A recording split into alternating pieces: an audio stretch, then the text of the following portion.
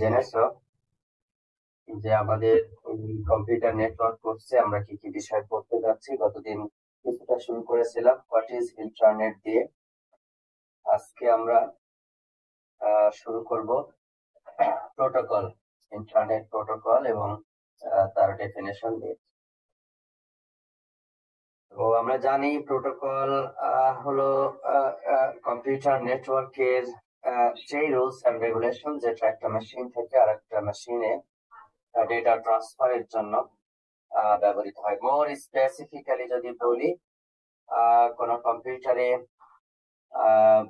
যে application run হচ্ছে এটা যদি হয় ক্লায়েন্ট সার্ভার কমিউনিকেশন, তাহলে সার্ভার মেশিনে যে অ্যাপ্লিকেশন রান করছে সেই অ্যাপ্লিকেশনের সাথে ক্লায়েন্ট মেশিনের আরেকটা অ্যাপ্লিকেশনের যে যোগাযোগ, মেসেজ এক্সচেঞ্জ, ইনফরমেশন এক্সচেঞ্জ, বিভিন্ন ভয়েস এক্সচেঞ্জ, মাল্টিমিডিয়া এক্সচেঞ্জ ইত্যাদির জন্য যে রুলস এন্ড রেগুলেশন সেটাকে বলবো হলো আমরা প্রোটোকল। এবং এই এই প্রোটোকল আসলে যখন হিউম্যান আমরা একে অপরের সাথে কমিউনিকেট করি তখন আসলে এই ধরনের নিয়ম কানুন মেনে চলি। এবং মেশিন গুলি যখন একে অপরের সাথে কমিউনিকেট করবে ওভার দ্য নেটওয়ার্ক তখন আসলে এই নিয়ম কানুন তারা মেনে চলবে। এবং এই প্রোটোকল ডিফাইন করবে মেসেজের ফরম্যাট কি হবে, মেসেজের অর্ডার কি হবে। এই বিষয়গুলি কিন্তু প্রোটোকল দ্বারা নির্ধারিত হবে। Format of the message, order of the message, এবং এই যে এই সেন্ডিং এর সাথে যে সমস্ত অ্যাকশনস আছে, ফর এক্সাম্পল কি পরিমাণ ব্যান্ডউইথ অ্যালোকেট হবে, কি পরিমাণ ডিলে এক্সপেরিয়েন্স হবে, এরপরে যদি কোনো মেসেজ হারিয়ে যায় তাহলে সেটা কিভাবে আবার রিট্রান্সমিট হবে, এই নানান বিষয় সমূহ ট্রান্সমিশন এবং রিসিপশন রিলেটেড এইগুলি সব প্রোটোকলের অন্তর্ভুক্ত থাকবে। এই কোর্সে আমরা কম্পিউটার নেটওয়ার্কের বেশ কতগুলি protocol, starting from application layer protocol, আমরা ট্রান্সমিশন কন্ট্রোল প্রোটোকল এবং নেটওয়ার্ক রাউটিং প্রোটোকল যেটা প্র্যাকটিক্যালি ইন্টারনেটে ব্যবহৃত হচ্ছে সেগুলি সম্পর্কে আমরা ধারণা পাবো। আমরা যদি একটা অ্যানালজি জানি যে হিউম্যান কমিউনিকেশনের জন্য আর কম্পিউটার নেটওয়ার্কের জন্য যে ধরনের প্রোটোকল ব্যবহৃত হয় তার মধ্যে কোনো সিমিলারিটি আছে কিনা খেয়াল করে দেখো। দুইজন ব্যক্তি যখন একে অপরের সাথে কমিউনিকেট করে, ইভেন ফোন কমিউনিকেশন করে, তখন একজন আরেকজনকে কল করে, ওপাশ থেকে হ্যালো বা হাই মেসেজ আসে, ওইটার আবার উত্তর দেই, তারপরে হলো আমরা কোনো মেসেজ এখন টাইম কত বা এখন কি করছো বা অমুক জিনিসটা যাবা কিনা অমুক জায়গায়, নানান ধরনের। তারপরে আমরা ইনফরমেশন এক্সচেঞ্জ করি। প্রথমে আসলে কনফার্ম হয় যে সে আমাকে শুনতে পাচ্ছে কিনা, ওদিক থেকে কনফার্ম হয় সে আমাকে শুনতে পাচ্ছে কিনা। এরকম ভাবে কম্পিউটার নেটওয়ার্কেও একটা কানেকশন এস্টাবলিশ হয়। বেশিরভাগ কমিউনিকেশনে এর আবার নানান প্রকারভেদ আছে, সেগুলি নিয়ে আমরা পরে আলোচনা করব। তো একটা ক্লায়েন্ট মেশিন দেখা একটা ল্যাপটপ থেকে বা ডেস্কটপ মেশিন থেকে কমিউনিকেট করা হচ্ছে একটা সার্ভার মেশিনে, একটা টিসিপি কানেকশন এস্টাবলিশ করা হচ্ছে। সার্ভার যদি বলে যে হ্যাঁ আমি এই কানেকশন এস্টাবলিশ করার জন্য রেডি আছি, কমিউনিকেশনের জন্য রেডি আছি, তাহলে একটা পজিটিভ রেসপন্স আসে। এরপরে এখান থেকে কোনো ইনফরমেশন যায় যে এই বইয়ের কন্টেন্ট, যেরকম Georgia Tech University of Massachusetts থেকে গ্রাজুয়েট স্কুল কম্পিউটার সায়েন্স এর গ্রাজুয়েট স্কুলের রিপোজিটরিতে ক্রুজ এন্ড রস এর বইয়ের কন্টেন্ট আছে, সেই কন্টেন্ট সে পাঠাচ্ছে, এরপর সে ফাইল আকারে পাঠিয়ে দিচ্ছে।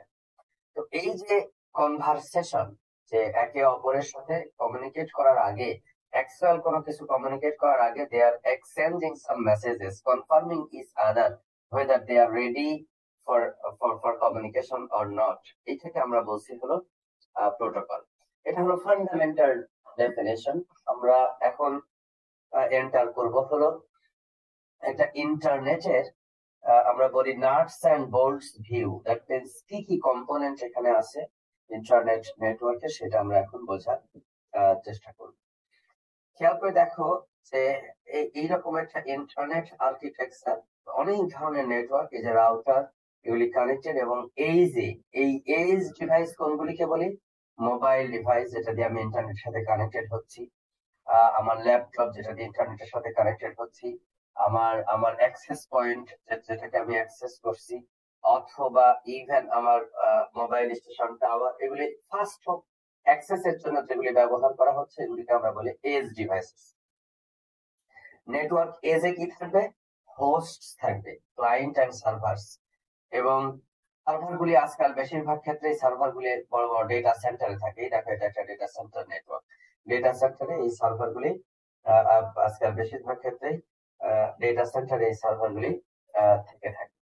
সার্ভারগুলি সবসময় open, always available, but client গুলি অলওয়েজ অ্যাভেলেবল না, ইন্টারমিডিয়েটলি অ্যাভেলেবল। যখন যে ক্লায়েন্টের সার্ভিস প্রয়োজন হয় সে তখন নেটওয়ার্কে অ্যাভেলেবল হয়। বাট সার্ভারগুলি যেহেতু এরকম অসংখ্য লক্ষ হাজার ক্লায়েন্টকে সার্ভিস দিচ্ছে, যেন they are always being available in the internet.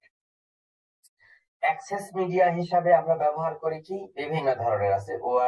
Word link আছে, ওয়্যারলেস লিংক আছে, এবং বিভিন্ন ধরনের কমিউনিকেশন লিংক, অপটিক্যাল ফাইবার আছে, কোএক্সিয়াল কেবল আছে, এরপরে টুইস্টেড পেয়ার আছে, বিভিন্ন ধরনের কেবল আছে যেটা দিয়ে আমরা কমিউনিকেট করি। এই যে এটা একটা কমিউনিকেশন লিংক, এটা একটা কমিউনিকেশন লিংক। এই ধরনের কমিউনিকেশন লিংক আমরা ব্যবহার করি। এই নেটওয়ার্কটাকে যদি বলি, এটাকে বলা হয় হলো একটা এন্টারপ্রাইজ নেটওয়ার্ক। আর এই মাঝখানে যেটা দেখা যাচ্ছে, দেখো এগুলির সাথে ডাইরেক্টলি কোনো এজ ডিভাইস কানেক্টেড নাই। তার মানে কি? They are creating the backbone of the network. আমরা ওপেন এগুলিকে নেটওয়ার্ক কোর ডিভাইস বলে থাকি। নেটওয়ার্ক কোর ডিভাইস বলে থাকি, সেটা হলো interconnected routers and the network of routers that are creating the backbone of the network, and these routers are basically facilitating communication in between the end hosts located at different corners of the network. তো এই দৃষ্টিকোণ থেকে আমরা যদি বলি যে age router, এই যে এই রাউটারটাকে বলি আমরা এজ রাউটার। এইগুলিকে সুইচ, এই যে এটা কি একটা ওয়াইফাই অ্যাক্সেস পয়েন্ট, এইটাকে বলতেছে একটা এজ রাউটার। এই এজ রাউটার গুলি ডাইরেক্টলি কোনো হোস্টের সাথে কানেক্টেড থাকবে। রেসিডেন্সিয়াল এরিয়া থেকে অ্যাক্সেসের জন্য থাকবে, কোনো কলেজ, ইউনিভার্সিটি, অর্গানাইজেশন কে কানেক্টেড করার জন্য থাকবে, এবং মিডিয়া হিসেবে মিডিয়াম অ্যাক্সেস কন্ট্রোল নেটওয়ার্ক এখানে থাকবে।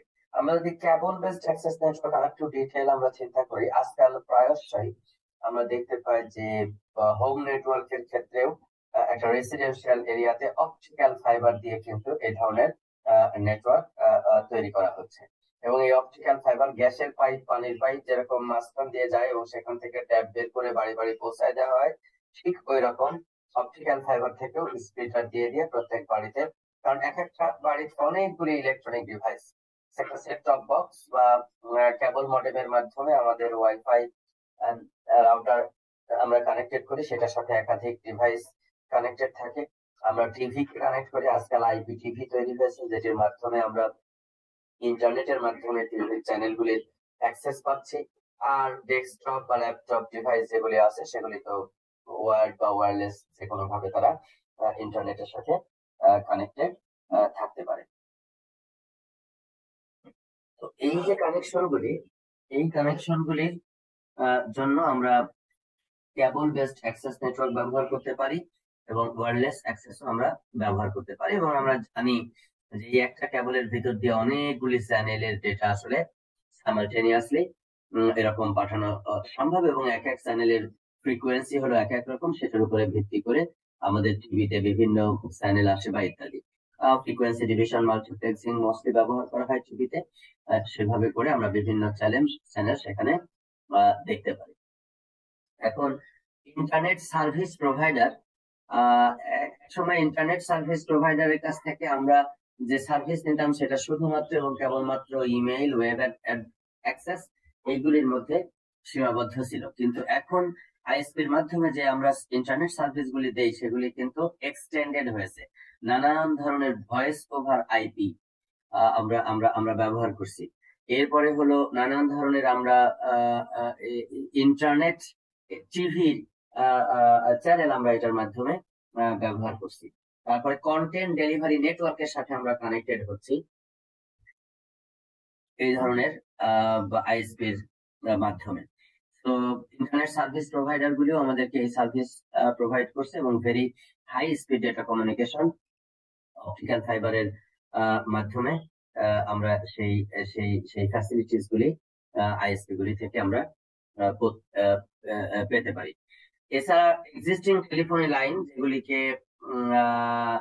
ডিএসএল ফোন লাইন বলা হয়, সেগুলিও ইন্টারনেটের সাথে এখন কানেক্টেড। ভয়েস এবং ডেটা উভয়ের জন্যই এখন আমরা এই কানেকশন গুলি ব্যবহার করে থাকি, এবং সেগুলির ডেটা স্পিড সেটা সিগনিফিকেন্টলি ভেরি রিসেন্ট ইয়ারে বৃদ্ধি পেয়েছে, এবং এই 24 থেকে 52 Mbps dedicated for down stream transmission rate. Down stream transmission rate মানে হলো ওই ইন্টারনেট রিপোজিটরি থেকে যদি আমার বাসায় বা অফিসে যদি আমি ইন্টারনেট ডাউনলোড করি কোনো কিছু, এটাকে ডাউন স্ট্রিম ট্রান্সমিশন বলে। আর আপ স্ট্রিম ট্রান্সমিশন বলতে আমাদের যে সমস্ত device, be it laptop, mobile phone or any other device, আমরা যে সমস্ত এন্ড ডিভাইস থেকে ডেটা কোনো ইন্টারনেট রিপোজিটরিতে আপলোড করি, কোনো সার্ভারে আপলোড করি, এটাকে আপ স্ট্রিম ট্রান্সমিশন বলা হবে। এবং এই অ্যাক্সেস নেটওয়ার্কে আজকাল অনেকগুলি ডিভাইস সাইমালটেনিয়াসলি একটা জায়গায় কানেক্টেড থেকে থাকে, তোমরা জানো। এবং এই সেন্ট্রাল অফিসের যে হেড এন্ড, সেটা নানান ধরনের পদ্ধতির মাধ্যমে কানেক্টেড থাকে। এগুলি রাউটারের ফাংশনালিটিস, নেটওয়ার্ক অ্যাড্রেস ট্রান্সলেশনের ফাংশনালিটিস, ফায়ারওয়ালের ফাংশনালিটিস, এগুলি আমরা পরবর্তীতে ডিটেল করব। এখানে আমরা শুধু একটা আর্কিটেকচার দেখছি যে কি কি কম্পোনেন্ট আসলে এখানে থাকতে পারে। ওয়্যারলেস অ্যাক্সেস পয়েন্ট, এটা একটা ওয়ার্ড ইথারনেট 1 Gbps এর কানেক্টেড উইথ দ্য রাউটার, এটাও তাই। এটা ওয়্যারলেস এর মাধ্যমে কানেক্টেড এই অ্যাক্সেস পয়েন্টের সাথে, এটা ওয়্যারলেস এর মাধ্যমে অ্যাক্সেস পয়েন্টের সাথে কানেক্টেড, এবং এগুলি আজকাল অনেক এমবিপিএস 400-500 এমবিপিএস পর্যন্ত ডেটা রেট এগুলি প্রোভাইড করছে। এবং often these networks are connected in a single box। এই ধরনের একটা পার্টিকুলার বক্সের মাধ্যমে আমরা কানেকশনটা এক্সটার্নাল নেটওয়ার্ক থেকে আমাদের হোম পর্যন্ত বা অফিস পর্যন্ত আমরা নিয়ে আসছি, এবং সেখান থেকে আমরা ব্যবহার করছি।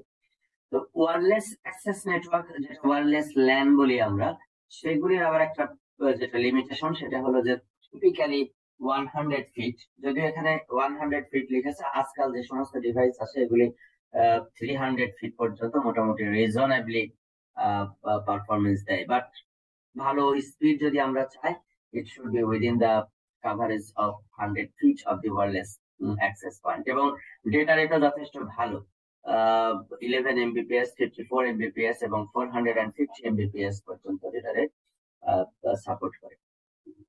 এবং wide area cellular access network যদি বলি, তাহলে বেজ স্টেশনের সাথে আমরা যে মুভিং কার বা মুভিং ডিভাইস, এগুলি আমরা কানেক্টেড থাকতে পারি।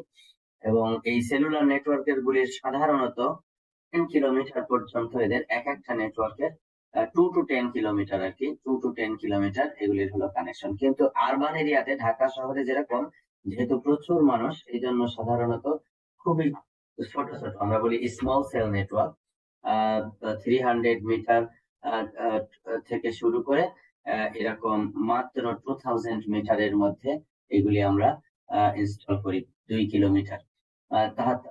এর কারণ হলো যে একটা বেজ স্টেশনের মোট কতগুলি ইউজারকে সার্ভিস প্রোভাইড করতে পারবে তার একটা লিমিটেশন থাকে, এবং এর যে ব্যান্ডউইথ আছে সেটিও লিমিটেড। এই কারণে আজকাল আমরা স্মল সেল ব্যবহার করি। ঢাকা বিশ্ববিদ্যালয়ের এই যে ক্যাম্পাস, সেটা সম্পর্কে তোমাদের অনেকের ধারণা আছে। আমার জানার মতে এখানে বেজ স্টেশন, একটা পার্টিকুলার কোম্পানিরই বেজ স্টেশন আছে হলো এখানে 12টা। তার মানে হলো এখানে প্রচুর পরিমাণ মানুষ, টিএসসিতে মানুষ আসছে, এই কার্যালয়ে প্রচুর মানুষ আসছে, বিভিন্ন একাডেমিক বিল্ডিং এ মানুষ আসছে, কলা ভবনে মানুষ আসছে, এদের এদের এদের প্রচুর পরিমাণ সার্ভিস প্রয়োজন হয়। আমাদের ইয়েতে তোমার হলো সচিবালয়, এখানে একটা বিল্ডিং এ প্রায় 7-8টা করে মন্ত্রণালয়ের অফিস, এরকম প্রচুর পরিমাণ অফিসার এবং কর্মকর্তা বিভিন্ন লেভেলের, তারা হলো এখানে ইন্টারনেট অ্যাক্সেস করে সারা বাংলাদেশের বিভিন্ন জায়গার সাথে কানেক্টেড হচ্ছে উইথ হাই রিলায়েবিলিটি। এখানেও এরকম স্মল সেল নেটওয়ার্ক তৈরি করা হয়েছে, so that high speed connection সেখানে দেওয়া সম্ভব হয়। এবং এটির মাধ্যমে এখন 10 Mbps পর্যন্ত সেলুলার কানেকশন দেওয়া সম্ভব হচ্ছে, এবং 5G সামনে যেটা আসছে সেটি আরো বেশি স্পিড প্রোভাইড করতে পারবে। যদিও ওয়ার্ল্ড ওয়াইড কিন্তু এখন 6G উপরে রিসার্চ চলছে, এবং মোটামুটি ইমপ্লিমেন্টেশন এক্সপেক্ট করা হচ্ছে কিছু কিছু দেশে এবছর থেকেই শুরু হবে।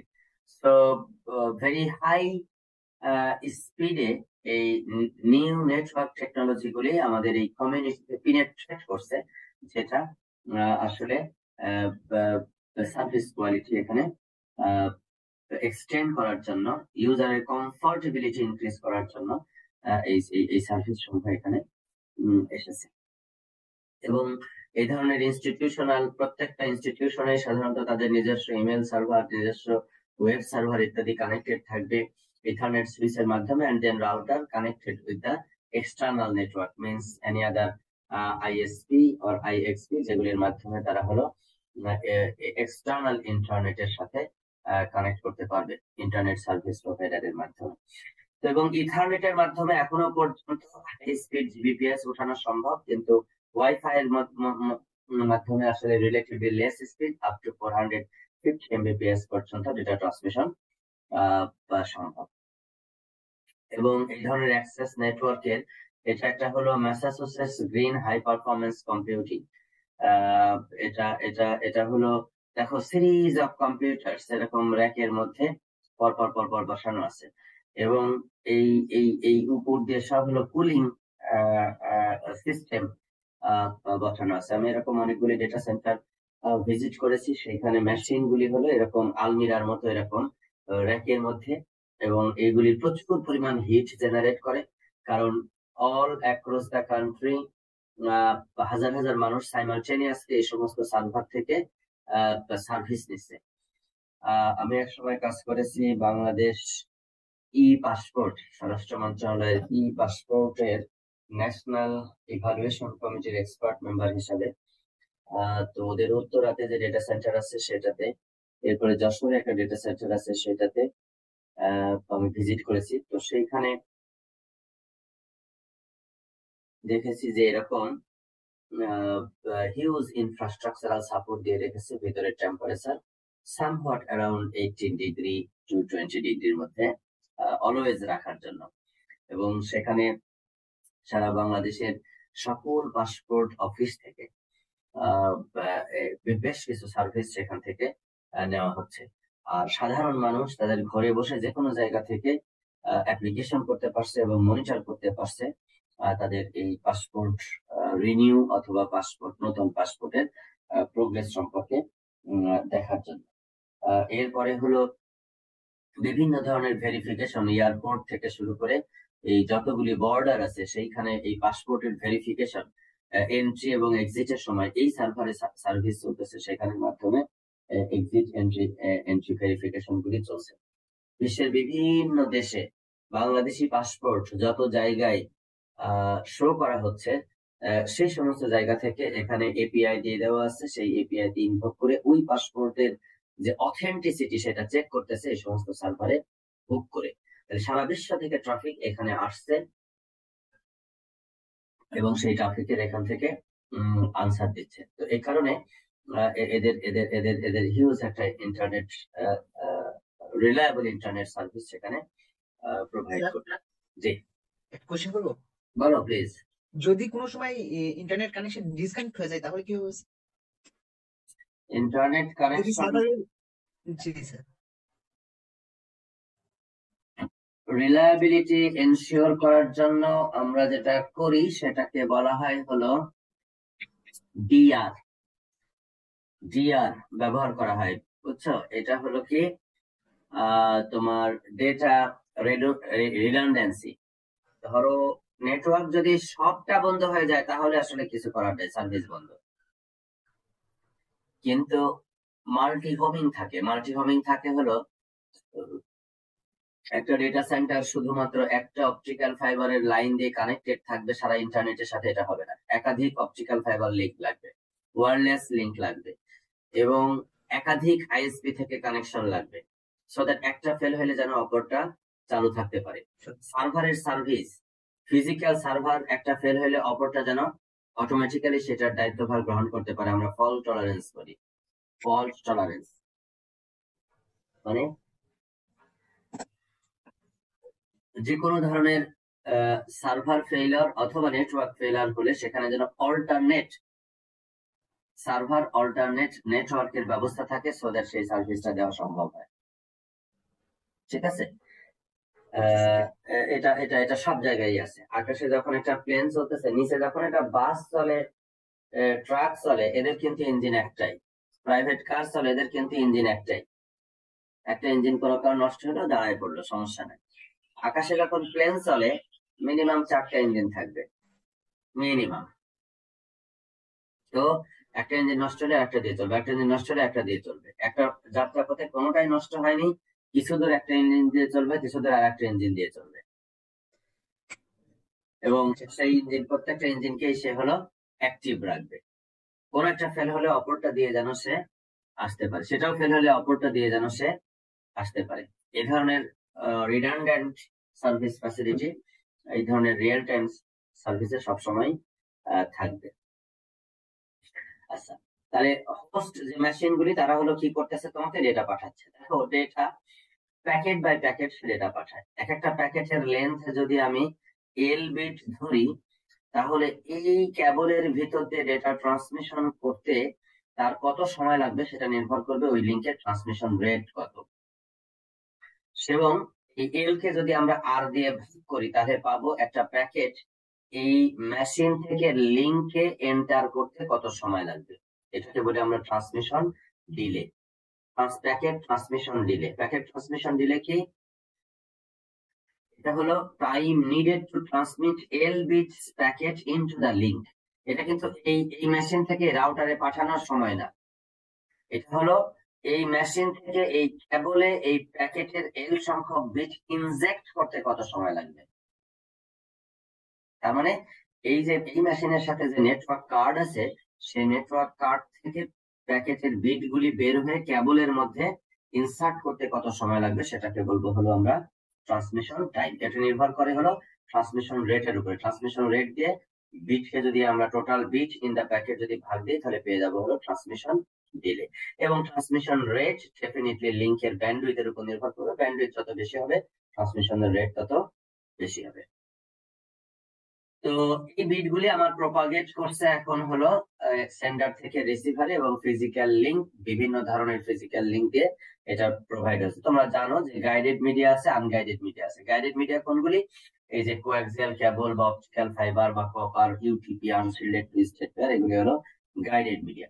আনগাইডেড মিডিয়া কি? এই যে রেডিও, আমরা যে পেয়ার এর ভিতর দিয়ে যেটা ট্রান্সমিট করতেছি, এটাকে বলা হয় হলো আনগাইডেড মিডিয়া। এগুলি হলো টুইস্টেড পেয়ার।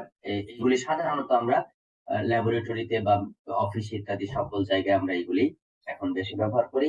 এগুলি 100 Mbps থেকে শুরু করে 1 Gbps ইথারনেট পর্যন্ত, এবং ক্যাটাগরি 6 যেটা আছে সেটা 10 Gbps পর্যন্ত সে রেট সাপোর্ট করে। কোয়াক্সিয়াল কেবল সাধারণত এখন আর ল্যান এর জন্য ব্যবহৃত হয় না, এগুলি এখন ব্যবহার করা হয় টিভি ডিস্ট্রিবিউশন নেটওয়ার্কের জন্য। এগুলিও 100 Mbps per channel multi frequency band provide করে, এবং এগুলিও কপার কন্ডাক্ট। এবার অপটিক কেবল হলো সবথেকে হাই স্পিড, এগুলি 10 থেকে 100 Gbps পর্যন্ত, এবং এদের ইরর রেট হলো সবচাইতে কম, 10⁻⁻6। এখন এটা নানান ধরনের রিসার্চ চলছে, এটা 10⁻⁻7। কেউ কেউ দাবি করতেছে লো ডিস্টেন্সে 10⁻⁷ পর্যন্ত হতে পারে। তার মানে 10 লক্ষ বিট ট্রান্সমিট করলে সেখানে একটা বিট ইরর হওয়ার সম্ভাবনা আছে অন অ্যান এভারেজ। আর এখানে চেষ্টা চলতেছে হলো এরকম 100 লক্ষ, এটা তো 1 মিলিয়ন, এটা হলো 10 মিলিয়ন বিটে একটা বিট যদি ইরর হয়, তাহলে ইররের পার্সেন্টেজ আরো কমে যাবে, সেই চেষ্টা চলছে। ফাইবার অপটিক হলো এই কারণে সবচাইতে হাই স্পিড এবং low error prone coaxial cable, sorry transmission cable for transmitting the data. আর ওয়্যারলেস এর ক্ষেত্রে, তো আমরা মূলত আসলে ইলেকট্রোম্যাগনেটিক সিগন্যাল পাঠাই। আমরা কপার ওয়্যার বলি, এটা কোয়াক্সিয়াল হোক অথবা ইউটিপি হোক, সেক্ষেত্রে আমরা ইলেকট্রিক্যাল সিগন্যাল পাঠাই। অপটিক্যাল ফাইবারের ক্ষেত্রে আমরা ওটা দিয়ে লাইট সিগন্যাল পাঠাই।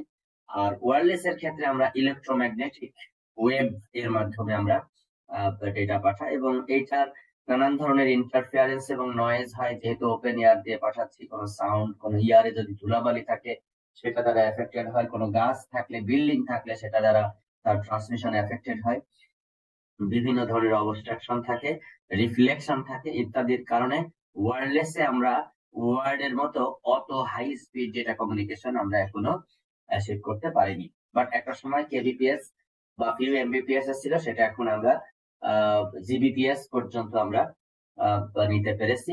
বাট মোস্টলি এখন available several hundreds of Mbps connection এখন আসলে অ্যাভেলেবল। এবং সেই ক্ষেত্রে এই দেখো terrestrial point to point microwave 45 Mbps channel পর্যন্ত সে সাপোর্ট করে। So this is very good. স্যাটেলাইটের ক্ষেত্রেও end to end delay একটু বেশি 270 millisecond, but it also supports up to 45 Mbps per channel. তো ইন্টারনেটের কি কি কম্পোনেন্ট আছে সেগুলি সম্পর্কে আমরা একটা ধারণা পেলাম। এগুলি আমাদের ওভারঅল আন্ডারস্ট্যান্ডিংটাকে আমরা ক্লিয়ার করছি। এখন আমরা একটু আলোচনা করব হলো fundamental of switching technology for transporting data from source to destination. দেখো আমরা ইন্টারনেটের যেটা ব্যাকবোন, এটাকে আমরা বলি একটা মেশ অফ ইন্টারকানেক্টেড রাউটার্স। এই রাউটার থেকে যদি এই রাউটারে যেতে চাই, এটা একটা রাস্তা, এইটা একটা রাস্তা, আবার এখান থেকে এখানে গিয়ে এইখানে এসে তারপরে এখানে যাবো, এটার একটা রাস্তা, আবার এখান থেকে এখানে এসে তারপরে এখানে গিয়ে তারপরে এখানে আসবে, এটা রাস্তা। দেখো সামান্য 4টা রাউটার আমরা এখানে দিয়েছি, তাতেই আমরা দেখতে পাচ্ছি যে একটা রাউটার থেকে একটা রাউটারে যেতে 1, 2, 3, 4 রকমের রাস্তা আছে সামান্য সামান্য একটা ছোট্ট নেটওয়ার্কের ক্ষেত্রে। তাহলে যেখানে হাজার হাজার রাউটার দিয়ে ইন্টারনেট কানেক্টেড, সেখানে একটা রাউটার থেকে একটা রাউটারে যেতে বহু সংখ্যক পাথ থাকতে পারে, বহু সংখ্যক পাথ থাকতে পারে। এখন প্রশ্ন আমাদের সামনে, কোন পাথটা আমরা ব্যবহার করব এবং কিভাবে ব্যবহার করব, এবং পাথটা কখন আমরা এস্টাবলিশ করব? এই প্রশ্নের উত্তর দেওয়ার জন্য দুইটা সুইচিং টেকনোলজি আছে আমাদের ইন্টারনেট আর্কিটেকচার। একটা হলো প্যাকেট সুইচিং, সেটা হলো এরকম যে কোনো হোস্ট মেশিন কি করবে, পুরো মেসেজটাকে ছোট ছোট টুকরা টুকরা করে কেটে কতগুলি প্যাকেটে ভাগ করবে এবং প্রতিটা প্যাকেটের পাথ কি হবে সেইটা ইন্টারমিডিয়ারি রাউটার গুলি ঠিক করে ডেস্টিনেশনে পাঠাবে। দ্যাট মিনস শুরু থেকে শেষ পর্যন্ত কোন পাথে ট্রাভেল হবে সেই পাথ ফিক্সড করে দিবে না, একটা পর একটা হয়ে হোপ বাই হোপ ট্রান্সফার হবে। আরো ডিটেল আমরা একটু পরে পড়ব। Network forwards packets from one router to the next across the link on the path from source to destination. কোনো ডেডিকেটেড পাথ সোর্স থেকে ডেস্টিনেশনে একই পাথ সব প্যাকেট ফলো করবে না, এক একটা পাথ সে কি করতে পারে, ফলো করতে পারে। এখানে একটা এক্সাম্পল দেওয়া হয়েছে। দেখো প্রতিটা রাউটারের মধ্যে বেশ কতগুলি কম্পোনেন্ট আছে, তার মধ্যে একটা ইম্পর্টেন্ট কম্পোনেন্ট হলো একটা ফরওয়ার্ডিং টেবিল থাকবে। যে টেবিলের মধ্যে বলে দেওয়া থাকবে ওই প্যাকেটের গায়ে অ্যাড্রেস যদি এইটা হয় তাহলে সে 3 নাম্বার পোর্টের মাধ্যমে যে রাউটার কানেক্টেড আছে সেইখানে ডেটাটা পাঠায় দিবে। যদি এইটা হয় তাহলে 2, যদি এইটা হয় তাহলে 2, তাহলে এখানে ডেটাটা পাঠায় দিবে। আর যদি এইটা হয় তাহলে 1 নাম্বার লিঙ্ক দিয়ে ডেটাটা পাঠায় দিবে। তার মানে ফরওয়ার্ডিং টেবিলই বলে দিচ্ছে যে কোনো প্যাকেট এখানে আসলে ওই রাউটার করবে কি, সেই প্যাকেটের যে হেডার আছে, প্যাকেটের ডেটাটা এইটা হলো হেডার, এই হেডারটাকে সে এক্সামিন করবে, করে দেখবে কোথায় প্যাকেটটা যাবে, কোন নেটওয়ার্কে যাবে। যদি এইটা থাকে তাহলে সে এইখানে পাঠাবে, মাঝখানের দুইটা থাকলে সে এই রাউটারের কাছে পাঠাবে, লাস্টেরটা থাকলে সে এই রাউটারের কাছে পাঠাবে। আমি একটা সিম্পল এক্সাম্পল এখানে দিলাম, পরবর্তীতে যখন রাউটিং অ্যালগরিদম করবো এগুলি নিয়ে আরো ডিটেলস আলোচনা করব। তবে মেথডোলজি হলো এরকম যে লোকালি ফরওয়ার্ডিং টেবিল থাকবে, সেই টেবিলে কতগুলি এন্ট্রি থাকবে, সেই এন্ট্রিতে লেখা থাকবে যে কোন দিকে ডেস্টিনেশন হলে কার কাছে সে পাঠাবে। এইভাবে করে প্যাকেট বাই প্যাকেট সে ট্রান্সফার করবে। এখন প্রশ্ন আসতে পারে, স্যার এই ফরওয়ার্ডিং টেবিল তৈরি হবে কিভাবে? এই ফরওয়ার্ডিং টেবিল তৈরি হবে, ওখানে প্রত্যেকটা রাউটারে একটা রাউটিং অ্যালগরিদম চলবে। ওই রাউটিং অ্যালগরিদম ডিটারমাইন করবে যে কোন ডেস্টিনেশনে পৌঁছানোর জন্য, এই এদিকের কোন ডেস্টিনেশনে পৌঁছানোর জন্য এইটা হয়ে যাওয়াটা বেটার হবে, নাকি এই পাথ হয়ে যাওয়াটা বেটার হবে, সেটা সে ডিটারমাইন করবে। এটা মাঝে মাঝে সে রান করবে এবং করে বের করবে। ধরো এই পাশে একটা রাউটার আছে, এই পাশে একটা রাউটার আছে, এই রাউটারে যেতে হলে কোন লিংক হয়ে যেতে হবে সেটা এখনো এই রাউটার জানে না। যখনই জানে না, ওই রকম একটা প্যাকেট আসার সাথে সাথে রাউটিং অ্যালগোরিদম চলা শুরু হবে। রাউটিং অ্যালগোরিদম রান করে ওই রাউটারকে, একটা মেথড আছে পরে আমরা আলোচনা করব, ওই রাউটারকে ধীরে ধীরে ধীরে ধীরে সে খুঁজে বের করবে। তো একজন বলবে হ্যাঁ আমি ওকে চিনি, আমার কাছে ডেটা পাঠাইলে আমি ওর কাছে দিতে পারবো। ও আবার বলবে হ্যাঁ আমিও চিনি, ও বলবে আমিও চিনি, ও বলবে আমিও চিনি, ও বলবে আমিও চিনি। ও তখন বলবে হ্যাঁ ঠিক আছে, তাহলে এর মাধ্যমে ডেটা পাঠালে 1 2 3 4 5 হোপে আমি ডেটাটা আমার আলটিমেট যে ডেস্টিনেশন আছে সেখানে আমি পাঠাইতে পারবো। তখন সে নতুন একটা এন্ট্রি এই ফরওয়ার্ডিং টেবিলে দিবে, দিয়ে বলবে আচ্ছা ঠিক আছে, তাহলে এই অ্যাড্রেস যদি থাকে তাহলে 1 নম্বর রাউটারের মাধ্যমে ডেটাটা পাঠাবো। এইভাবে করে ফরওয়ার্ডিং টেবিলটা গ্রাজুয়ালি আপডেট হবে এবং ইনকামিং যে কোনো ডেটা প্যাকেটের হেডার ফিল্ডটাকে এক্সামিন করে রাউটার সিদ্ধান্ত নেবে নেক্সট কোন রাউটারের কাছে ডেটা পাঠাবে। এটাকে আমরা বলি হলো প্যাকেট সুইচিং আর্কিটেকচার। এই ফাংশনটাকে ফরওয়ার্ডিং ফাংশন বলে। Moving data from input port to the output port of a router, এটাকে বলবো আমরা ফরওয়ার্ডিং ফাংশন। আর রাউটিং অ্যালগোরিদমের কাজ হলো গ্লোবালি হলো সোর্স ডেস্টিনেশন পাথ খুঁজে বের করা, এবং অনেকগুলি প্র্যাকটিক্যাল রাউটিং অ্যালগোরিদম আছে যেগুলি ইন্টারনেটে ব্যবহৃত হয়। আমরা চ্যাপ্টার 4 এ গিয়ে সেই রাউটিং অ্যালগোরিদম সম্পর্কে পড়বো। এখানে একটা সুন্দর অ্যানালজি দিয়েছে। রাউটিংটা অনেক সময় আমরা আজকাল গুগল ম্যাপে যে গাড়িতে যাই বা উবারে যাই বা যে কোনো ইয়েতে যাই, আমরা দেখি যে এখান থেকে এক জায়গা থেকে আরেক জায়গায় যাইতে কত সময় লাগে। এটা ইউনাইটেড স্টেটস এর ম্যাপ। এই সান জোসে ক্যালিফোর্নিয়ার একটা শহর, এখান থেকে একজন গাড়ি দিয়ে রওনা দিচ্ছে। এর পথেও সে যেতে পারে কোথায় যাচ্ছে, নিউ ইয়র্কের নর্থ জাংশনে যাচ্ছে। নিউ ইয়র্কের নর্থ জাংশনে যাচ্ছে, এখান দিয়ে সে যেতে পারে। আবার এই উপরের নীল পাত দিয়েও যেতে পারে। এই এই পাত দিয়ে গেলে দেখাচ্ছে যে 48 আওয়ার্স লাগবে, এই পাত দিয়ে দেখাচ্ছে 5 আওয়ার্স লাগবে। তো ডেফিনেটলি শর্টেস্ট পাথ যেটা সেটা সে ব্যবহার করবে। যে এখান থেকে সে ঠিক করলো যে এই পাথে সে যাবে, এটাকে বলা হবে হলো কি যে রাউটিং, যে পাথ সে খুঁজে পেল যে এইভাবে এভাবে যেতে হবে। আর এই প্রতিটা, এটা হলো তোমার রাউটিং। আর যদি এরকম হয়, এখানে আসলো, এই যে ছোট একটা জায়গাকে এখানে তুলে দিছে, দেখো এখান থেকে সে আসলো, এইখানে যাবে। এখন এখানে যাইতে হলে সে এইভাবে যাইতে পারে, আবার এই পাশ দিয়েও যদি যায় তাও ওই রোডেই যাওয়া সম্ভব। ছোট ছোট মানে একটা শহরের ভেতর থেকে ঢুকলো, ওই শহরের এই দিক দিয়ে বের হয়ে যাবে বা এই দিক দিয়ে বের হয়ে গেলেও হবে। কারণ কোন পাথ যাবে ওই ছোট জায়গাটাতে, সেটাকে আমরা বলবো হলো ফরওয়ার্ডিং। যে আমরা ওই জাংশন পয়েন্ট গুলিতে যদি একাধিক পয়েন্ট থাকে, তাহলে কোন পয়েন্ট আমি ব্যবহার করব, কোন অপশনটা আমি ব্যবহার করব, সেটা সে ঠিক করবে। আমি যদি প্লেনের কথা বলি, তাহলে প্লেন জার্নিতে এক দেশ থেকে আরেক দেশে গেলে সাধারণত একবার বা দুইবার মাঝখানে আমাদের থাকে, হল্ট থাকে। ধরো এখান থেকে যাব আমি লস এঞ্জেলস, প্রথমে এখান থেকে গেলাম সিঙ্গাপুর, সিঙ্গাপুর থেকে গেলাম হলো জাপান, জাপান থেকে তারপরে লস এঞ্জেলস। প্যাসিফিক প্রশান্ত মহাসাগর পার হয়ে আমি লস এঞ্জেলস। আমি এখান থেকে তাহলে সিঙ্গাপুর যেতে হলে আমার বাড়ি থেকে, আমি জানি যে আমি এখান থেকে এয়ারপোর্ট যাব ঢাকা, এয়ারপোর্টে গিয়ে সিঙ্গাপুর এয়ারলাইন্সে উঠবো, যাবো সিঙ্গাপুর, সিঙ্গাপুর থেকে এরপর যাবো জাপান, জাপান থেকে আবার নারিতা এয়ারপোর্ট থেকে উঠে এল এর যেটা এয়ারপোর্ট আছে সেখানে যাবো লস এঞ্জেলস। এখন আমি যে এইখান থেকে এয়ারপোর্ট পর্যন্ত যাব, কি নিচ্ছি, একটা ট্যাক্সি নিচ্ছি, এটা আমার ফরওয়ার্ডিং।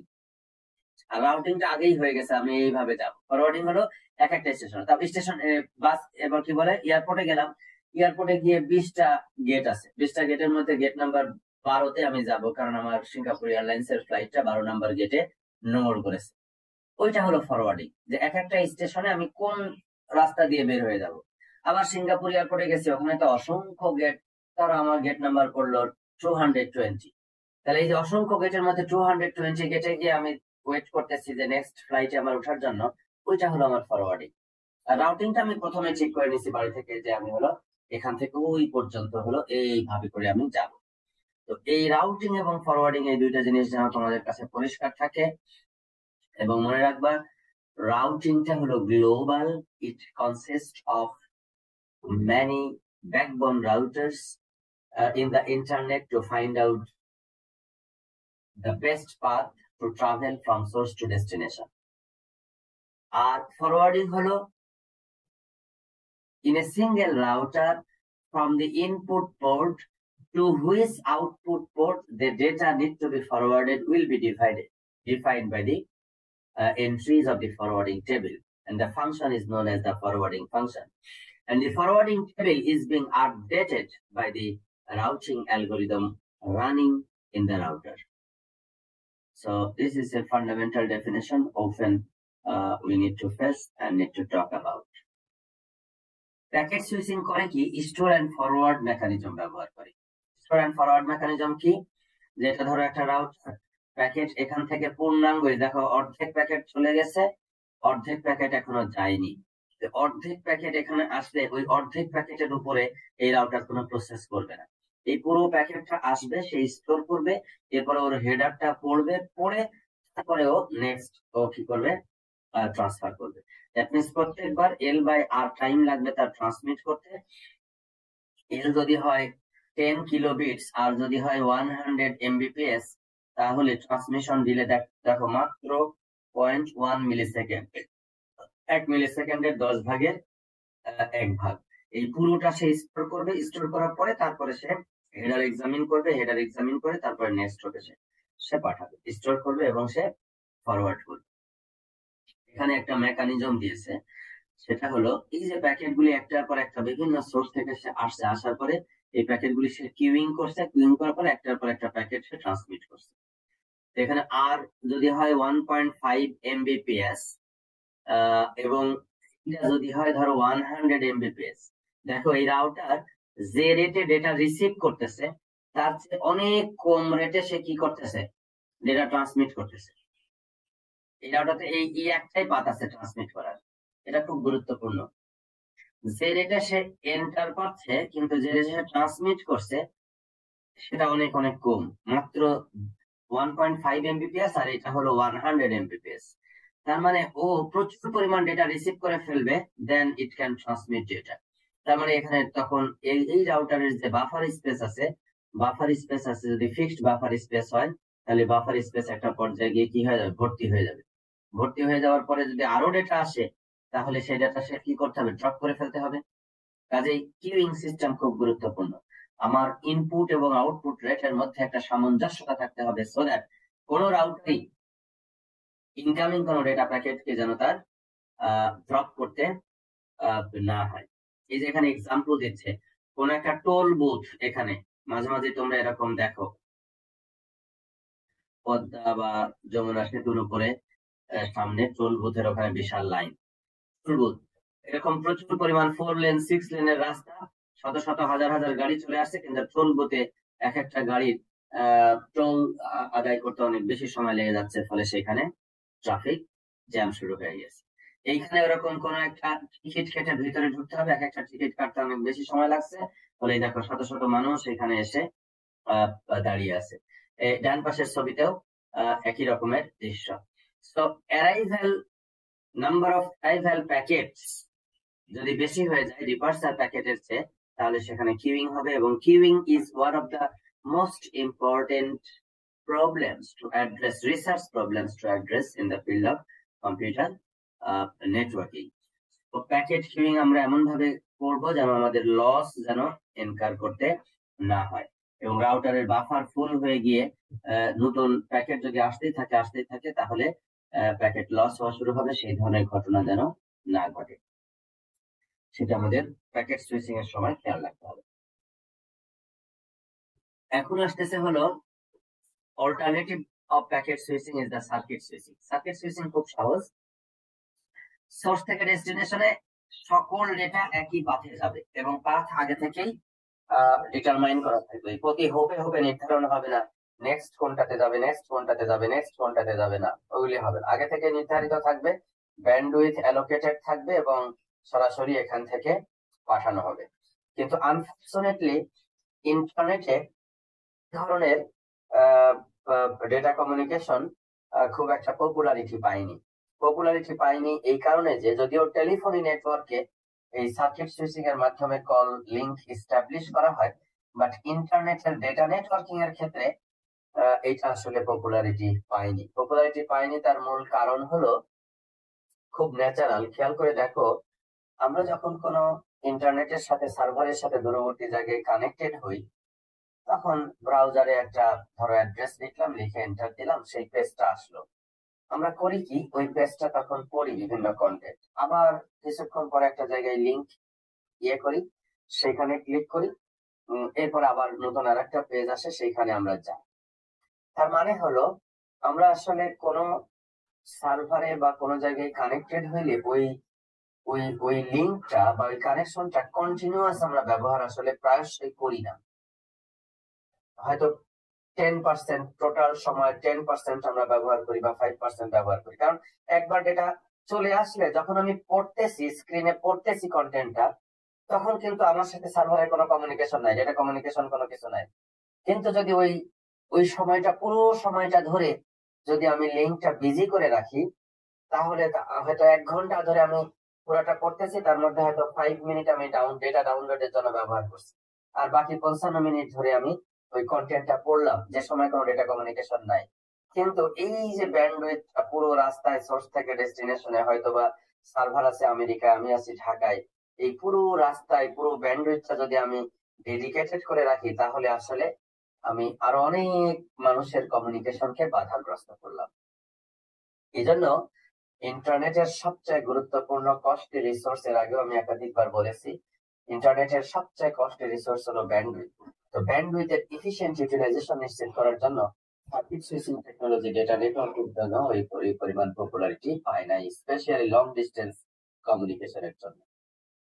বাট এটার পদ্ধতি খুব সিম্পল, সরাসরি কানেক্টেড হবে এবং সেই পথ দিয়ে সমস্ত প্যাকেট ট্রান্সমিট হবে।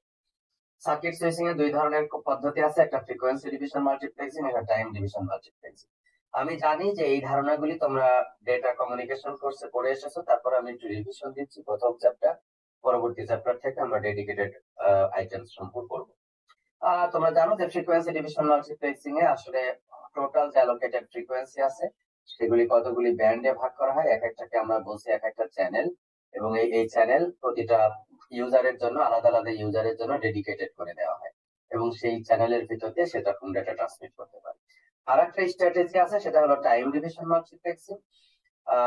টাইমে ভাগ করে নিব, এই টাইমের বরাবর ভার্টিক্যালি ভাগ করে নিব, এবং এই টাইম স্লট গুলি একবার হলো দেখো প্রথম ইউজার, তারপরে দ্বিতীয় ইউজার, তারপরে তৃতীয় ইউজার, তারপর চতুর্থ ইউজার, আবার প্রথম ইউজার, আবার 3 জনের পরে প্রথম ইউজার, আবার 3 জনের পরে প্রথম ইউজার, আবার 3 জনের পরে প্রথম ইউজার, এভাবে করে ব্যবহার করতে পারে। আচ্ছা, কেউ মনে করতে পারো স্যার এইভাবে যেটা ট্রান্সমিট করলে তো একজন প্রথমে ট্রান্সমিট করবে, বাকি 3 জন যখন ট্রান্সমিট করতেছে তখন এর তো অপেক্ষা করতে হবে, তারপরে আবার সে ট্রান্সমিট করতে পারবে, তাহলে এটা তো অনেক সময় লাগতেছে। এটা ট্রু আপাত দৃষ্টিতে, কিন্তু খেয়াল করে দেখো, সবচেয়ে রিয়েল টাইম কমিউনিকেশন যেটা, সেটা হলো ভয়েস কমিউনিকেশন। আমি এখান থেকে ফোন করলাম, অন্য পাশ থেকে সে ফোন ধরতেছে এবং পাঠাচ্ছে। আমি যদি একটা ইমেল পাঠাই বা একটা ওয়েবসাইটের কন্টেন্ট পাঠাই, ওইটা তো ধরো কয়েক সেকেন্ড দেরিতে গেলেও কোনো সমস্যা নাই। কিন্তু যদি ভয়েস কমিউনিকেশন করে রিয়েল টাইম, দূরবর্তী কোনো জায়গায় ইন্টারনেট ব্যবহার করে, তাহলে সেটা আমি কথা বলে তাকে সাথে সাথে শুনতে হবে, এবং শোনার পরে সে অ্যান্সার দিবে, আমাকে শুনতে হবে। তোমরা নিশ্চয়ই জানো যে আমাদের হিউম্যান ব্রেন যখন কোন শব্দ শুনে, তখন হিউম্যান ব্রেনে ওই শব্দটার স্থায়িত্ব কাল হয় হলো 1 সেকেন্ডের 10 ভাগের 1 ভাগ সময়।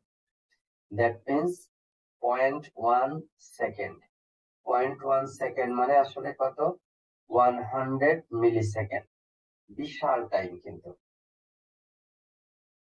তার মানে এই যে 1 নাম্বার ইউজার এখানে টাইম পাইলো, আর ওই 1 নাম্বার ইউজার আবারও এখানে টাইম পাইলো, এইটা যদি হয় ধরো 10 মিলি সেকেন্ডের জন্য টাইমটা পাচ্ছে 10 মিলি সেকেন্ড, এবং এখানে 3 জন না, আরো যদি 9 জন থাকতো, থাকার পরে আবার যদি এখানে সে 10 মিলি সেকেন্ড পাইতো, তারপরেও সেই ইউজার মনে করবে যে আমি আমার ওপাশ থেকে যে আমাকে তথ্য পাঠাচ্ছে সে আসলে কন্টিনিউয়াসলি পাঠাচ্ছে এবং আমি কন্টিনিউয়াসলি শুনতে পাচ্ছি। বুঝতে পেরেছো বিষয়টা? কারণ জি আগে স্যার। যে শব্দটা সে শুনেছে তার মাথায় তো আরো 100 মিলিসেকেন্ড পর্যন্ত সময় ওই শব্দটা আসলে অনুরণিত হচ্ছে। এর মাঝখানে এই ব্যান্ডউইথ অন্যরা ব্যবহার করতে পারবে এবং তাকে আবার এই সময়ের জন্য এটা পাঠানো হচ্ছে। তার মানে যখন ব্যবহার করবে তখন পুরো ব্যান্ডউইথটাই ব্যবহার করবে, পুরো ব্যান্ডউইথটা এক একজন ইউজার ব্যবহার করবে, পুরো ব্যান্ডউইথটাই কিন্তু খুব অল্প সময়ের জন্য ব্যবহার করে রিলিজ করে দিবে। অন্যদেরকে টার্ন দিবে সাইক্লিক অর্ডারের মতো, একদম শেষ হলে আরেকজন, তারপরে আরেকজন, তারপরে আরেকজন, তারপরে আরেকজন, তারপরে আরেকজন, আবার প্রথম থেকে শুরু হবে, তারপরে আবার এরকম করে করে পর পর পর পর সাইক্লিক অর্ডারে যাবে।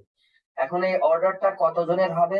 একজনের ট্রান্সমিট করার পরে আর বাকি 3 জনের পরে আবার পাবে, নাকি 10 জনের পরে পাবে, নাকি 50 জনের পরে পাবে, এইটা নির্ভর করবে হলো কি ধরনের অ্যাপ্লিকেশন ওখানে চলতেছে এবং কত পরিমাণ ইউজার সেখানে আছে তার উপরে ঠিক করে অ্যাডমিনিস্ট্রেশন করা হবে যে এই ব্যান্ডউইথটা সাইমালটেনিয়াসলি মোট কতজন শেয়ার্ড ব্যবহার করতে পারবে। এটার প্র্যাকটিক্যাল এক্সাম্পল হলো একই নেটওয়ার্কের সাথে যদি তুমি কানেক্টেড থাকো, এরকম আজকে কি বার? মঙ্গলবার সকালবেলা, অফিস টাইম প্রায় হয়ে গেল। এখন এই সময় যদি তুমি ব্যবহার করো ইন্টারনেট, তাহলে যে পরিমাণ ডাউনলোড স্পিড পাবা ওই একই কানেকশন একই বাসায় একই জায়গায় একই আইএসপির সাথে রাত 12টা 1টার সময় যদি করো দেখবা যে স্পিড অনেক বেড়ে গেছে। তো কিভাবে এই ঘটনাটা ঘটে? এই যে অনেকক্ষণ পর পর দিনের বেলা বিজি টাইমে করলে তোমার টার্ন যে অনেকক্ষণ পর পর আসতো সেটা এখন 1-2 জনের পর পরই তোমার টার্ন আসছে, ফলে তুমি খুব দ্রুত ডেটাটাকে ডাউনলোড করতে পারতেছো অথবা আপলোড করতে পারতেছো। তো শেয়ার্ড ব্যান্ডউইথের সুবিধা হলো এটা ইলাস্টিক। ইলাস্টিক ইলাস্টিক যেরকম টানলে বাড়ে আবার ছেড়ে দিলে কমে যায়। দ্যাট মিনস তোমার নর্মাল টাইমে তোমার মিনিমাম ব্যান্ডউইথটা পাবা, কিন্তু ইউজাররা যখন থাকবে না, ফাঁকা থাকবে, তখন তুমি হিউজ পরিমাণ ব্যান্ডউইথ তখন তুমি পেয়ে যাবে। অসুবিধা কোথায়?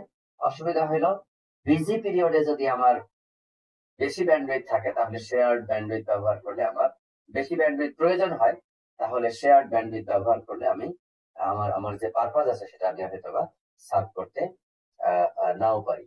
তো সেই পার্সপেক্টিভে মানুষ চিন্তা করে যে সে কি পরিমাণ ব্যান্ডউইথ তার ডেটা ট্রান্সমিশনের জন্য ব্যবহার করবে।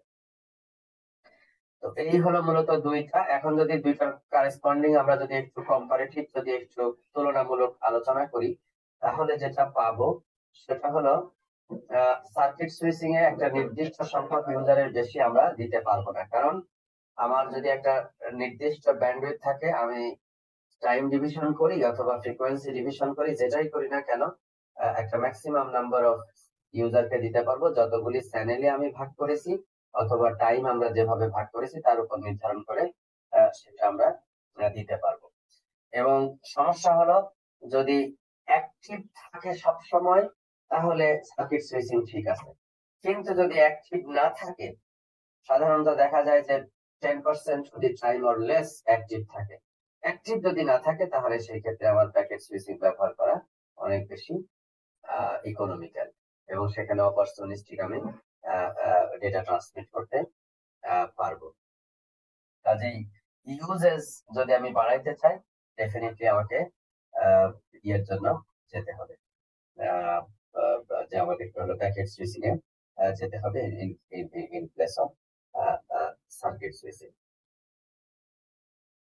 বলতেছে ইজ প্যাকেট সুইচিং এ স্ল্যাম ডাঙ্ক উইনার, মানে প্যাকেট সুইচিং এর মাধ্যমে তো হুইমজিক্যাল, ও ডেটা পাঠিয়ে দিচ্ছে, কোনো ব্যান্ডউইথের গ্যারান্টি নাই, কিছু নাই, ডেটা পাঠিয়ে দিচ্ছে এবং এখানে গিয়ে এই পথে যাবে নাকি এখানে গিয়ে আবার এই পথে হয়ে তারপরে এখানে যাবে, এর এর কোনো সুনির্দিষ্ট দিক নাই। তো না, এটাই বরং কারেক্ট। কেন? Over the course of time internet আমি যখন এখান থেকে পাঠিয়েছিলাম তখন মনে করেছিলাম যে এই পাথটাই হলো বেস্ট এখানে যাওয়ার, কিন্তু এই প্যাকেট যখন 2-3 হোক গেছে, যাওয়ার পরে যদি এরকম হয় যেদিকে কোথাও লিঙ্ক কনজেস্টেড হয়ে গেছে, তখন ভিন্ন পাথ ব্যবহার করলেই বরং প্যাকেটটা দ্রুত ডেস্টিনেশনে পৌঁছানোর সম্ভাবনা আছে। and that is very much practical and that is being accepted by all the network giant across the world, এবং কনজেশন কন্ট্রোল বলি, ফ্লো কন্ট্রোল বলি, সবই এখানে মোর ইফিশিয়েন্টলি আসলে হ্যান্ডেল করা সম্ভব হয়। So circuit switching is good for continuous use of the information of the bandwidth, but it's forced if the link is not being used by the end users continuously. So active সেখানে আসলে কমে যাবে। So reserve রিসোর্সের পরিবর্তে এটা সাধারণত ব্যবহার করা হয়। তো ইন্টারনেটকে আমরা আসলে বলেছি যে it's a network of networks, এবং এইগুলি অনেকগুলি এরকম দেখো আইএসপি, লোকাল আইএসপি আছে, রিজিওনাল আইএসপি আছে, এবং বিভিন্ন লেভেলের আইএসপি আছে, এবং তাদের মধ্যে একটা হায়ারার্কিক্যাল রিলেশনশিপ আছে। আমরা যারা অফিস চালাই বা বাসায় ইন্টারনেট নেই, তারা যেরকম কোনো একটা আইএসপির সাথে যোগাযোগ করি, আবার ছোট এরকম আইএসপি আবার বড় আইএসপির সাথে যোগাযোগ করে তাদের নেটওয়ার্ক কমিউনিকেশনের জন্য। এই জন্য আইএসপির মধ্যেও আবার বিভিন্ন ধরনের ক্যাটাগরি আছে, কিভাবে তারা একে অপরের সাথে কানেক্টেড থাকবে। এবং এখানে একটা বিজনেস আছে, ব্যান্ডউইথ শেয়ারিং এর বিজনেস আছে। কারা কার নেটওয়ার্ক কি পরিমাণ ট্রাফিকের জন্য ব্যবহার করতেছে তার উপরে ভিত্তি করে এক আইএসপি আর এক আইএসপির কাছে এটা বিক্রি করে। যেরকম ধরো আমরা যে সমস্ত কমোডিটি ম্যাটেরিয়ালস ঘরে নিয়ে এসে খাই, এটা চাল, ডাল, আটা, লবণ, তেল, যাই বলো না কেন, এগুলির নানান ধরনের, একটা আছে ম্যানুফ্যাকচারার যারা আসলে কোম্পানিতে এগুলি প্রডিউস করতেছে, প্ল্যান্ট আছে যাদের, এরপরে আছে হলো পাইকারি বিক্রেতা, এরপরে আছে হলো খুচরা বিক্রেতা, তারপরে আছে হলো আমাদের কাছে। ক্ষেত্র বিশেষে এই পাইকারি বিক্রেতাও আবার 2-3 ধরনের আছে, খুচরা বিক্রেতারও আবার ধরন 2-3 ধরনের আছে। তো আমরা মিনিমামটাই ধরলাম যে একটা হলো ম্যানুফ্যাকচারার, তারপরে পাইকারি বিক্রেতা, তারপরে হলো খুচরা বিক্রেতা, তারপরে আমরা কাস্টমার। এখানে দেখা যাচ্ছে হায়ারার্কিতে আছে, ম্যানুফ্যাকচারার হয়তো 10 টাকায় বিক্রি করতেছে, পাইকারি বিক্রেতায় 11-12 টাকায় বিক্রি করতেছে, খুচরা বিক্রেতা ওইটা 15-16 টাকায় বিক্রি করতেছে। আমার কাছে যখন আসছে তখন প্রোডাকশন কস্ট যেটা 8 টাকা, সেটা আসলে 16 টাকায় আমি কিনতেছি, কারণ 8 টাকায় প্রোডাকশন করে ম্যানুফ্যাকচারার 10 টাকায় বিক্রি করছে, 10 টাকায় কিনে পাইকারি বিক্রেতা 12 বা 13 টাকায় বিক্রি করছে, 12-13 টাকায় কিনে পাইকারি খুচরা বিক্রেতা আমার কাছে 16 টাকায় বিক্রি করছে। তো ঠিক এরকম ভাবে ইন্টারনেটেরও এরকম বিভিন্ন রকমের আইএসপি এই বিজনেস স্ট্রাকচার তৈরি করেছে, step wise internet data transportation structure, এবং সেটি হলো হায়ারার্কিক্যাল ইন নেচার। কারণ পৃথিবীর সব অ্যাক্সেস নেটওয়ার্ক যে সমস্ত আইএসপি প্রোভাইড করে, তাদের মাঝখানে যদি এরকম ছোট বড় রিলেশনশিপ না থাকতো, চিন্তা করে দেখো এই চারপাশের বাউন্ডারি দিয়ে শুধু এরকম ছোট ছোট আইএসপি আছে, মাঝখানে কিছু নাই, তাহলে কি হইতো? এক আইএসপি থেকে আরেক আইএসপি কে সরাসরি কানেক্ট করার জন্য আমাকে এরকম অসংখ্য লিঙ্ক তৈরি করতে হইতো, তাই না? এরকম অসংখ্য লিঙ্ক তৈরি করতে হইতো, যেটা আসলে প্র্যাকটিক্যাল না, যেটা আসলে প্র্যাকটিক্যাল না। এই কারণে কি করা হয়েছে, ফ্ল্যাট আর্কিটেকচার তৈরি না করে হায়ারার্কিক্যাল আর্কিটেকচার তৈরি করেছে। এইভাবে কানেকশন দিলে এরকম এন স্কোয়ার, এন সংখ্যক আইএসপি থাকলে এন স্কোয়ার কানেকশন দিতে হইতো, মহাসমুদ্রের ভিতর দিয়ে পাহাড় পর্বত ডিঙায় বারবার এরকম কানেকশন টানতে হইতো, যেটা আসলে প্র্যাকটিক্যাল না। এজন্য করেছে কি, এইখানে একটা গ্লোবাল আইএসপি চিন্তা করেছে। একটা গ্লোবাল আইএসপি দিলে সেটাও আসলে সম্ভব না, বরং এরকম অনেকগুলি গ্লোবাল আইএসপি থাকতে পারে, আইএসপি এ, আইএসপি বি, আইএসপি সি, এবং এই রকমের ছোট ছোট ইন্টারনেট এক্সচেঞ্জ পয়েন্ট থাকতে পারে এই গ্লোবাল আইএসপি একটার সাথে আরেকটা কানেক্ট করার জন্য। আবার এই আইএসপি গুলির মধ্যে ইন্টার কানেকশন থাকতে পারে, এবং এই ছোট ছোট আইএসপি গুলি ডাইরেক্টলি এই গ্লোবাল আইএসপি গুলির সাথে কানেক্টেড থাকতে পারে, অথবা এরকম রিজিওনাল আইএসপির সাথে কানেক্টেড হয়ে তারপরে গ্লোবাল আইএসপির সাথে কানেক্টেড হতে পারে। তার মানে এই কন্টেন্ট প্রোভাইডার নেটওয়ার্ক, এই global ISP content provider network হতে পারে, এই গ্লোবাল আইএসপি আরেকটা কন্টেন্ট প্রোভাইডার নেটওয়ার্ক হতে পারে। তার মানে আমরা দেখলাম যে এদের মধ্যে বেশ কতগুলি টায়ার থাকবে। টায়ার 1 এ যারা অবস্থান করতেছে তারা হলো একদম টপ মোস্ট, সবচেয়ে বড় বড় আইএসপি, যেগুলি যেরকম এটিএনটি, তারপরে জাপানের এনটিটি, তারপরে আমেরিকার স্প্রিন্ট, এগুলি হলো টায়ার 1 আইএসপি, অনেক বড় বড় আইএসপি যাদের মিলিয়নস অফ কোম্পানি যাদের সাথে কানেক্টেড, এবং সেগুলি একে অপরের সাথে এরকম ইন্টারনেট এক্সচেঞ্জ পয়েন্ট দিয়ে কানেক্টেড থাকতে পারে এবং এর আন্ডারে থাকতে পারে রিজিওনাল আইএসপি, এবং এই রিজিওনাল আইএসপি এর আন্ডারে থাকতে পারে হলো অ্যাক্সেস আইএসপি। অ্যাক্সেস আইএসপি এর আন্ডারে আবার থাকতে পারে লোকাল আইএসপি। এক একটা আইএসপি এর আন্ডারে আবার একটা দুইটা তিনটা করে ছোট ছোট আইএসপি থাকতে পারে। সেই আইএসপিটা হয়তোবা ধরো একটা রিজিয়নকে সে দেখতেছে। আমাদের ঢাকা শহরের কথা যদি বলি, নর্থের জন্য একটা আইএসপি ধরলাম, সাউথের জন্য একটা আইএসপি ধরলাম। এখন এই নর্থের মধ্যে আবার মোহাম্মদপুরের জন্য একটা, মিরপুরের এর জন্য একটা, গুলশানের জন্য একটা, মহাখালী রিজিয়নের জন্য একটা, বাড্ডার জন্য একটা, এরকম আলাদা আলাদা ছোট ছোট রিজিয়ন অনুযায়ী লোকাল আইএসপি থাকতে পারে। তো এইভাবে করে হায়ারার্কিক্যাল স্ট্রাকচার তৈরি করা হয়েছে যেন ইন্টারনেটের যে ডেটা কমিউনিকেশনের যে সার্ভিসেস সেগুলি যেন কোঅপারেটিভ হয় এবং হায়ারার্কিক্যাল অ্যাডমিনিস্ট্রেশন যেন সেখানে মেনটেন করা সম্ভব হয় এবং সেটির মাধ্যমে নানান ধরনের যে সার্ভিস লেভেলের যে যে তারতম্য আছে সেগুলিও যেন অ্যাকুরেটলি প্রোভাইড করা সম্ভব হয়। তো এই হলো তোমার ইন্টারনেট আর্কিটেকচার। আগামী যে ক্লাস সেখানে আমরা পারফরমেন্স লস সহ অন্যান্য বিষয়গুলি দিয়ে এই যে চ্যাপ্টার আছে সেই চ্যাপ্টার আমরা আলোচনা শেষ করব। এখন আমি তোমাদের কাছ থেকে প্রশ্ন চাচ্ছি, তোমাদের যদি কোনো প্রশ্ন থাকে সেগুলি নিয়ে আমরা আলোচনা করি এবং আজকের যে ক্লাসের অ্যাটেন্ডেন্স আছে সেটি দিয়ে আমরা আজকের ক্লাসটা শেষ করব। বলো, কারো কোনো প্রশ্ন আছে কিনা? নাই? স্যার বলো। স্যার এখানে বলো। ফেসবুক, জি স্যার, ফেসবুক কি ধরনের আইএসপি ব্যবহার করে? এখানে প্রাইভেট একটা জিনিস দেখলাম স্যার, আপনি কি আগে স্লাইডে যাবেন? বলো। জি স্যার, এখানে content provider network sir, Google, Facebook. Sir এখানে লেখা আছে private network that connect it's data centre two internet. এটা আসলে কি বুঝাইছে স্যার, একটু যদি বলতেন।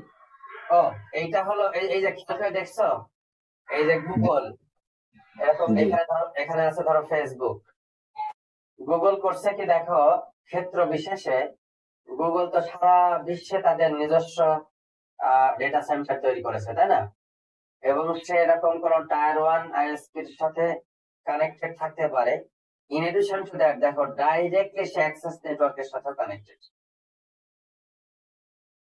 তা গুগল নিজেই, গুগল বা ফেসবুকের মতো বড় নেটওয়ার্ক গুলি নিজেই তাদের নেটওয়ার্ক, তাদের আইএসপি সার্ভিস তারা নিজেরা কি করেছে, এস্টাবলিশ করেছে।